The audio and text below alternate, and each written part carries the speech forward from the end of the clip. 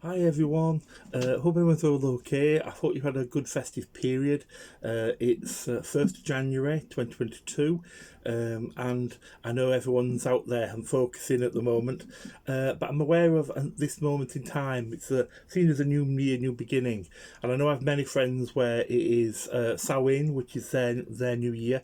Me myself, I always go from the winter solstice.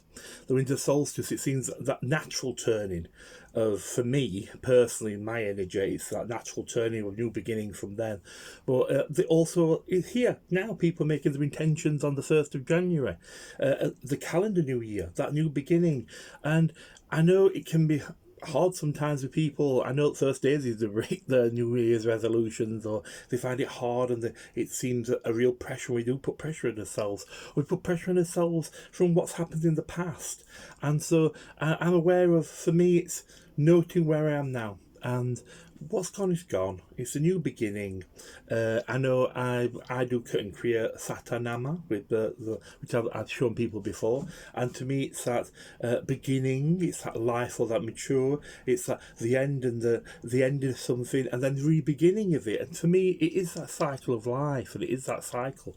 So not putting any pressure, honouring where I am now. The what's happened in the past has gone, and moving forward. It's a new beginning and moving forward there. But as I was thinking of that, I know this coming year I do want to focus more on my herb work, and I do want to double down, I suppose, on that. As my own learning of what my guides and inspirers are bringing forward, and some wonderful thinking. It's always an amazing energy when you are given something by your guides and you have to research it and then finding out, or your inspirers or whoever's that energy around your ancestors bringing that knowledge to you, and actually you have to look at it and research, and actually that rings so true, and it's so that what they've said is. And it is to do with faith, I suppose, but also we have to keep our feet on the ground and be practical. We have to have that practicality of it. And I always, people say, "Oh, well, I don't know, I guess," and I'm not sure, and I doubt sometimes. Sometimes doubt is a good thing. We have to research. It's our life for learning. And we learn and we move forward and checking out and learning. It's through that things of coming true and things happening that we regain that, or we connect to that intuitiveness and trust ourselves, trust the energy. And it's building that with any relationship, it's building that trust. But as I say, I want to focus more on the herb work. I'm still going to do my readings, and still doing the other work as well. Still going to be doing my talismate work as well. But I want to focus and bring more into that herb work as well. And possibly expand that into some teaching of it, or some expression of it, or sharing of it, and being a community. For me, I am drawn very much to the medieval aspect. As people may know, I have been at university and done medieval history and archaeology and such. So I think the researchers that are looking into that while I was there has rung deep with me. But also having that energy, and that's where the focus is from ancient times to here. And it's that carrying forth of stuff and rediscovering, because I think we are rediscovering. And I do feel, I know some people may be a bit thingy with it, but what happened in the first century, unless it was written as a historian, I say, everything comes from an aspect point of view. Things are written in by the historian at that point, or they are kept as even a vocal language or audible language, and things are passed down. But things change in the dynamics. We are in a modern world, and so there will be use of some things that will change and have changed over time with herbs or ritual or work. And it's finding that resonance with the past, but being in the present. And that's for me.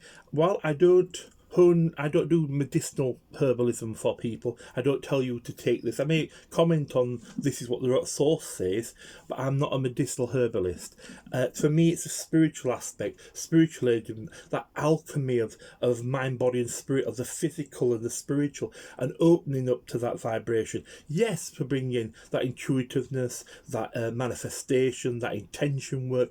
And for me, I do have a strong belief that it can change the present. These energies and rituals and works can change. They are our allies in our journey, but it's being present with that.